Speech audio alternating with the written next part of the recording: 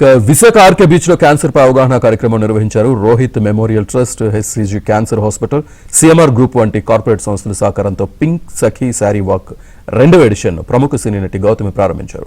Cancer వ్యాధి పట్ల ప్రతి ఒక్కరూ అవగాహన కలిగి ఉండాలని అన్నారు. చికిత్స సమయంలో ప్రతి ఒక్కరూ ధైర్యంగా ఉండాలని సూచించారు. ఈ సందర్భంగా నిర్వహించిన వాక్ లో మహిళలు పెద్ద సంఖ్యలో ఉత్సాహంగా పాల్గొన్నారు.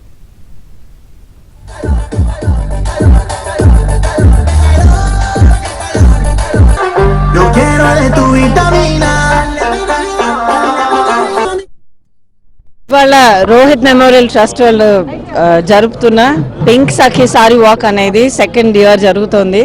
లాస్ట్ ఇయర్ కూడా ఇదే ప్లేస్ లాస్ట్ ఇయర్ ఫిబ్రవరిలో జరిగింది. నేను వచ్చాను, పార్టిసిపేట్ చేశాను, చాలా సంతోషంగా ఉండింది. దీన్ని ఎలా బెటర్ చేయగలుగుతారని అనుకుంటున్నప్పుడు ఈ ఏడాది ఇంకా అందంగా ఇంకా ఎంతో ఉత్సాహంగా జరుగుతోంది.